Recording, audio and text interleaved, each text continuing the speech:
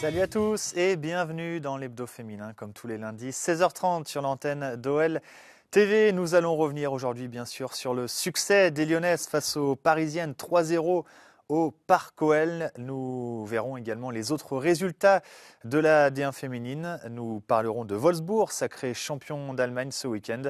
Et puis en fin d'émission, nous vous proposerons de revivre en intégralité cette rencontre entre l'OL et le PSG. La compo d'équipe qui avait décidé d'aligner Gérard Prêcheur, le 4-3-3 de retour comme face à Soyo avec Sarah Boidi dans les buts, une charnière Wendy Renard, Gridjembok, Majri Ouara dans les couloirs, un milieu à 3 avec Kumagai, Marojane et Abili, et puis en attaque Alex Morgan, Ada Egerberg et Eugénie Le Sommer. Direction tout de suite le Parc OL pour revoir les 3 buts inscrits par les Lyonnaises. Il y avait beaucoup d'attentes autour de cette rencontre. La première des 3 qui oppose l'OL féminin et le PSG. Plus de 8000 spectateurs étaient venus garnir les tribunes du Parc OL. Et les Lyonnaises se sont imposées donc 3-0 avec la superbe ouverture du score d'Eugénie Le Sommer qui mystifie la défense parisienne. 1-0 à la 13e minute de jeu.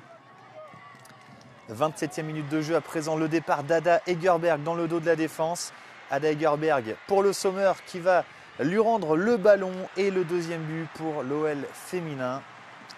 2-0 à ce moment du match et 1 minute plus tard seulement, les joueuses de l'OL vont ajouter un 3e but.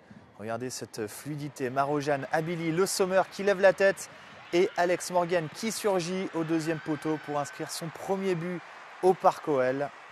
3-0 à la 28e minute de jeu, mais le coup dur va survenir juste avant la pause pour Alex Morgan, victime d'un claquage derrière la cuisse gauche.